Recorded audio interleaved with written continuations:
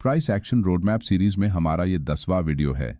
इससे पहले हम बेसिक प्राइस एक्शन में कैंडलस्टिक पैटर्न को कवर कर चुके हैं, जिसकी लिंक डिस्क्रिप्शन में है।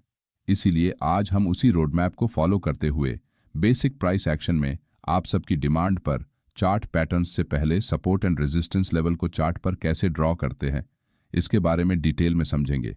ये एक एक्सपीरियंस्ड ट्रेडर है जो कि यूट्यूब पर अपना खुद का चार्ट एनालिसिस करके रोज निफ्टी 50 और बैंक निफ्टी की इंपॉर्टेंट लेवल्स को चार्ट पर ड्रॉ करके देता है, जिसमें सपोर्ट एंड रेजिस्टेंस और की लेवल्स का समावेश होता है, जिसे देखकर रिटेल ट्रेडर बिना कुछ सोचे समझे उन लेवल्स को अपने चार्ट पर ड्रॉ तो करते हैं, लेकिन इन लेवल्स के पीछे उस ट्रेडर की क्या साइकोलॉजी और माइंडसेट है, इसके बारे में उन्हें कुछ पता नहीं होता है।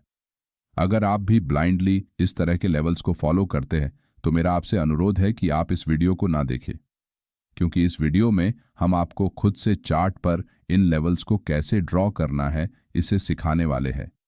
किसी भी चार्ट पर दो तरह के की लेवल्स होते हैं।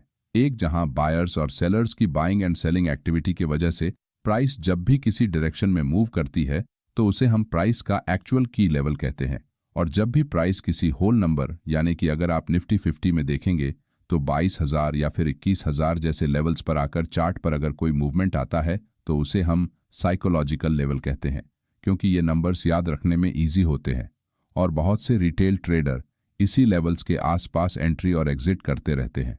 इसलिए इन साइकोलॉजिकल लेवल्स का इस्तेमाल बड़े ट्रेडर रिटेल ट्रेडर को फंसाने के लिए करते हैं। आपको इन लेवल्स के पास ट्रेडिंग को अवॉइड करना चाहिए।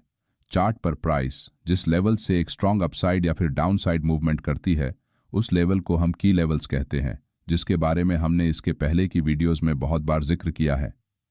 ये निफ्टी 50 का 21 फरवरी से लेकर 1 मार्च तक का 15 मिनट टाइम फ्रेम का चार्ट है। इस चार्ट को देखकर न्यू ट्रेडर इस तरह से सपोर्ट एंड रेजिस्टेंस लेवल्स को अपने चार्ट पर ड्रॉ करते हैं। यहाँ चार्ट पर हर एक लेवल पर लाइन बनाई गई है, जिससे इस चार्ट पर कौन सा लेवल इंपॉर्टेंट है और कौन सा नहीं ये जानना मुश्किल हो जाता है।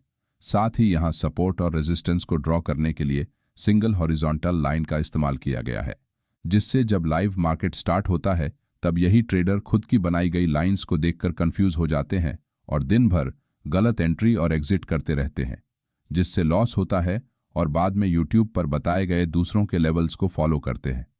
इसीलिए अब इसे सुधारने के लिए सबसे पहले चार्ट पर इंपॉर्टेंट की लेवल्स कैसे ड्रॉ करते हैं ये जानेंगे। उसके बाद लोअर टाइम फ्रेम में एंट्री कैसे करनी है इसे समझेंगे। आप एक इंट्राडे ट्रेडर है और ऑप्शंस में ट्रेडिंग करते हैं, इसीलिए आप अपने ट्रेड को कुछ मिनट या फिर ज़्यादा से ज़्यादा 1-2 घंटे के लिए ही होल्ड करते हैं। इसीलिए अगर आप बैंक निफ्टी या निफ्टी 50 जैसे इंडेक्स में इंट्राडे ट्रेडिंग करते हैं तो सबसे पहले आपको चार्ट पर की लेवल्स को बनाने के लिए 15 मिनट का चार्ट ओपन करना है। इससे बड़ी टाइम फ्रेम में अगर आप लेवल्स को ड्रॉ करेंगे तो आपके स्टॉप लॉस बहुत बड़े हो जाएंगे, जो कि एक रिटेल ट्रेडर के लिए ठीक बात नहीं है। जब कभी भी आप किसी इंपॉर्टेंट लेवल को चार्ट पर ड्रॉ करते हैं तो इस तरह की सिंगल हॉरिजॉन्टल लाइन का इस्तेमाल ना करें।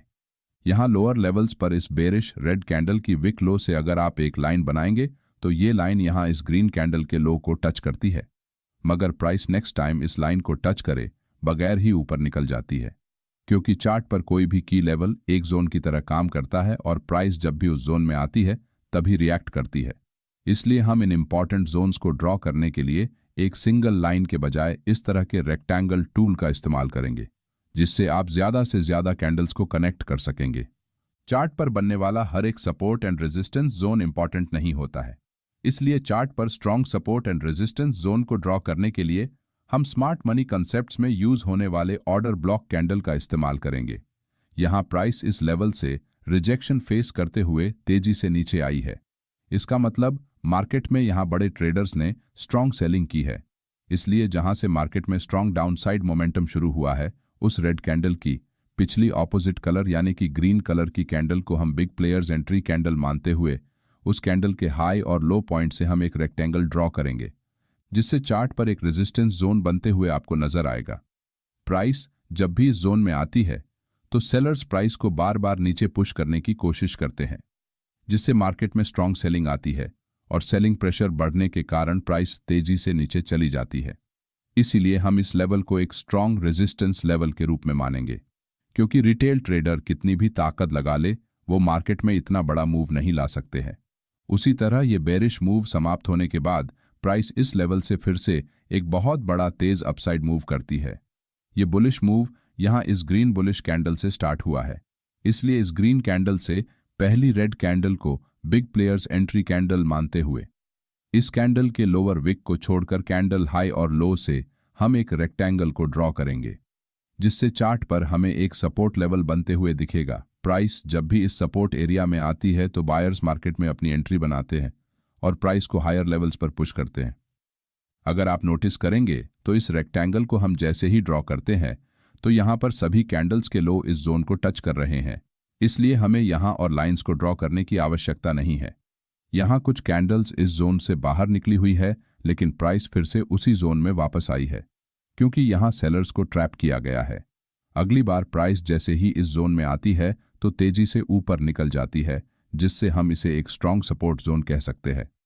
प्राइस जब इस सपोर्ट एरिया से ऊपर निकलती है तो बीच में यहाँ एक रेड कैंडल बनती है, जिस कारण प्राइस का मोमेंटम कम होता है, लेकिन अगली ही कैंडल के साथ प्राइस फिर से तेजी से ऊपर निकल जाती है।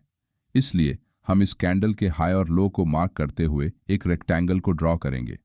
यहाँ मार्केट इस जोन से बार बार सपोर्ट लेकर ऊपर जा रहा है, लेकिन ऊपर जाते वक्त प्राइस थोड़ी रुक रुक कर ऊपर जा रही है, इसलिए ये एक कमजोर सपोर्ट है। यहाँ हमने सिर्फ 3 रेक्टेंगल्स को बनाया है, लेकिन फिर भी चार्ट पर सभी इंपॉर्टेंट लेवल्स को हमने कवर कर लिया है, जिससे हमारा चार्ट अब दिखने में एकदम साफ सुथरा दिख रहा है। इस कारण हमें लाइव मार्केट में ट्रेडिंग करते समय एंट्री और एग्जिट के निर्णय लेने में आसानी होती है और हम कंफ्यूज नहीं होते हैं। इन इंपॉर्टेंट लेवल्स को 15 मिनट के चार्ट पर हमने ड्रॉ कर लिया है। चलिए अब लोअर टाइम फ्रेम में एंट्री कैसे करनी है ये जानेंगे। यहाँ हम निफ्टी 50 के उसी चार्ट को 5 मिनट टाइम फ्रेम में पिछले सिर्फ 3 दिन यानी कि 28 फरवरी से लेकर 1 मार्च तक के चार्ट को ओपन करते हैं। यहाँ हमने जो लेवल्स 15 मिनट के टाइम फ्रेम में ड्रॉ किए थे, मार्केट उन्हीं लेवल्स को रिस्पेक्ट कर रहा है। यहाँ 28 फरवरी को मार्केट जैसे ही ओपन होता है तो प्राइस हमने जो रेजिस्टेंस लेवल मार्क किया था उस लेवल को ब्रेक करने की कोशिश करती है, मगर फेल हो जाती है। इसका मतलब यहाँ हायर लेवल्स पर फिर से सेलर्स मार्केट में एक्टिव हो चुके हैं, जो प्राइस को यहाँ से ऊपर नहीं जाने देना चाहते हैं। साथ ही प्राइस अपने नियरेस्ट सपोर्ट जोन से अभी काफ़ी दूर है, इसलिए यहाँ हमें कोई बेरिश कैंडलस्टिक अगर दिखती है तो हम इस रेजिस्टेंस लेवल के ऊपर अपना स्टॉप लॉस लगाकर एक शॉर्ट ट्रेड एंट्री प्लान कर सकते हैं। थोड़ी देर बाद प्राइस अपने डे लो के पास एक strong bearish engulfing candlestick pattern बनाती है, जो एक बेरिश रिवर्सल का सिग्नल होती है। इसके बारे में हमने आपको हमारे कैंडलस्टिक के वीडियो में डिटेल में बताया है, इसीलिए प्राइस एक्शन में एडवांस लेवल को सीखने से पहले हमारा बेसिक्स क्लियर होना चाहिए। यहाँ हम बेरिश एनगल्फिंग कैंडल के क्लोजिंग के बाद अपनी शॉर्ट ट्रेड एंट्री करते हुए अपना पहला टारगेट नियरेस्ट सपोर्ट लेवल के पास और दूसरा टारगेट उससे नीचे की सपोर्ट लेवल पर रख सकते हैं। प्राइस यहाँ से नीचे जाते हुए जैसे ही अपना पहला टारगेट हिट करती है तो हम अपनी 70% क्वांटिटी को यहाँ बुक कर लेंगे और बाकी बची क्वांटिटी को अपने दूसरे टारगेट तक होल्ड करेंगे। क्योंकि प्राइस नीचे आते हुए बहुत बड़ी बड़ी कैंडल्स बनाकर नीचे आई है, इसका मतलब यहाँ सेलर्स अभी मार्केट में हावी है। साथ ही अगर प्राइस यहाँ से रिवर्स करते हुए ऊपर निकलने की कोशिश भी करेगी तो हमारा ज्यादा नुकसान नहीं होगा, बस थोड़ा सा प्रॉफिट कम होगा, क्योंकि हमने अब हमारा स्टॉप लॉस ऊपर से निकालकर हमारे एंट्री पॉइंट से थोड़ा नीचे हमारे फर्स्ट टारगेट के 50% लेवल पर रखा है। कुछ देर बाद प्राइस धीरे धीरे नीचे जाते हुए हमारे दूसरे टारगेट को हिट करती है, जिससे हम इस ट्रेड से पूरी तरह एग्जिट हो जाते हैं। इसी तरह से स्टॉप लॉस को ट्रेल करते हुए मार्केट में बड़े बड़े टारगेट कैप्चर किए जाते हैं।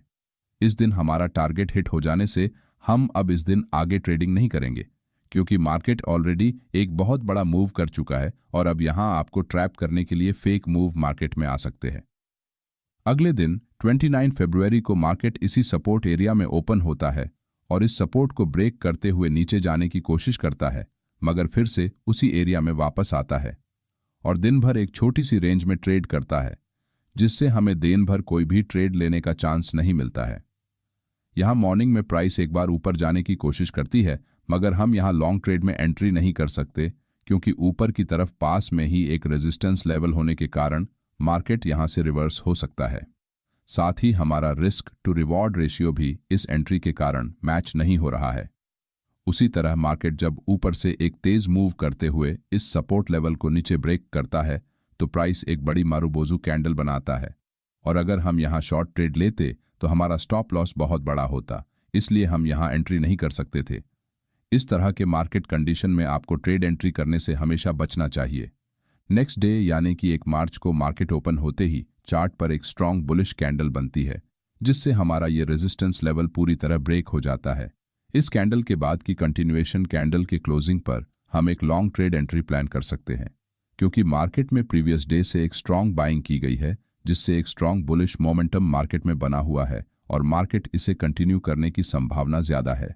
साथ ही हमें एक अच्छे रिस्क टू रिवॉर्ड का टारगेट यहाँ मिल रहा है, इसलिए हम यहाँ लॉन्ग ट्रेड एंट्री कर सकते हैं, जिसमें हमारा फर्स्ट टारगेट ये रेजिस्टेंस लेवल होने वाला है। कुछ देर बाद प्राइस जैसे ही इस रेजिस्टेंस लेवल के पास आती है तो हम अपनी 70% क्वांटिटी को बुक करके बाकी बची क्वांटिटी को ट्रेलिंग स्टॉप लॉस के साथ और बड़े टारगेट के लिए होल्ड कर सकते हैं। इसी तरह सपोर्ट एंड रेजिस्टेंस एरिया को मार्क करते हुए ट्रेड में एंट्री की जाती है। अगर आपको इस वीडियो में बताई गई जानकारी में कोई भी कंफ्यूजन है तो आप कमेंट में पूछ सकते हैं। द ब्रेन टाइटन्स इस यूट्यूब चैनल और इंस्टाग्राम अकाउंट के अलावा हमारा कोई भी टेलीग्राम चैनल नहीं है। कुछ लोग हमारे नाम से फेक अकाउंट बनाकर हमारे ही वीडियोस का इस्तेमाल करके आपको बेवकूफ़ बना सकते हैं। कृपया इन फ्रॉड लोगों से सावधान रहे। अगर आपको हमारा ये वीडियो अच्छा लगा तो वीडियो को लाइक और चैनल को सब्सक्राइब ज़रूर करें। धन्यवाद।